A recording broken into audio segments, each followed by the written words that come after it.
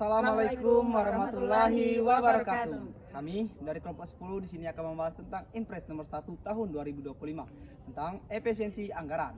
Saya Nino Pratama Putra, saya Wensier Lestioni, dan saya Amina. Dan selengkapnya akan kami bahas di dalam video ini.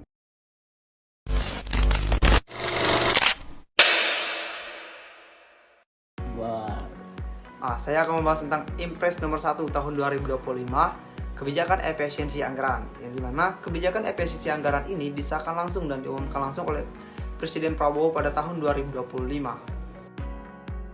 Adapun hal yang melatar belakangi terbentuknya efisiensi anggaran, yang pertama itu tekanan fiskal akibat ketidakpastian global. Pada saat ini pelayanan anggaran dana global itu sangatlah memprihatinkan, maupun di Indonesia maupun di negara-negara lainnya.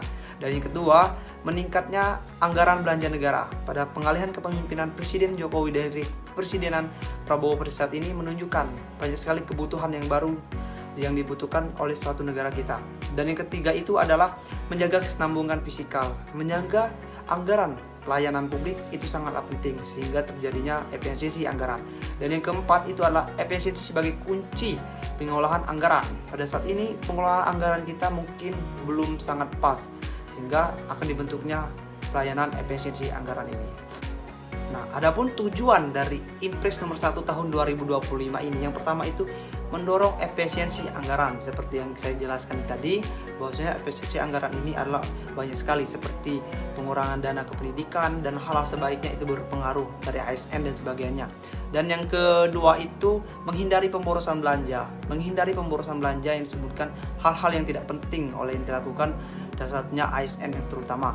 Dan yang ketiga itu fokus pada prioritas nasional. Fokus pada prioritas nasional itu seperti makan gizi gratis dan banyak sekali rumah-rumah gratis dan kebijakan yang dilakukan oleh Presiden Prabowo. Dan yang keempat itu meningkatkan akuntabilitas. Baiklah, saya akan melanjutkan dari Endo, ruang lingkungan instruksi. 1. Berlaku bagi kementerian, lembaga, dan pemada. 2. Periode tahun 2025 dan seterusnya. 3. Fokus belanja proporsional dan kegiatan non-prioritas. Instruksi khusus Presiden 1. Tunda atau hapus kegiatan yang tidak prioritas. 2. Oktabilitas aset negara. 3. Gunakan TI untuk efisiensi administrasi. Instruksi khusus Presiden 2. 4. Membatasi perjalanan dinas. 5. Evaluasi output dan food comment program. 6.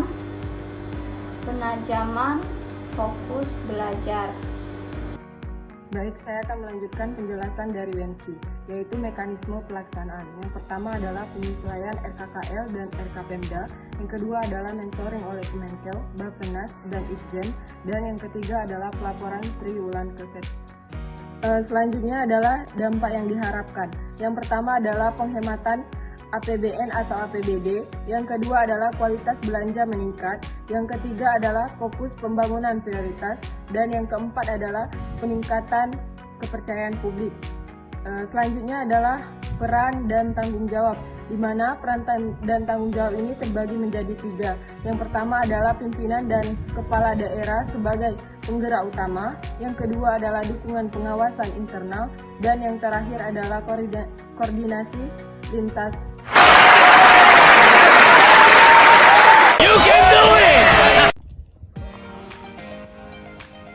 Itulah penyampaian dari kami kelompok 10 membahas tentang Impres nomor 1 tahun 2025 kebijakan tentang efisiensi anggaran.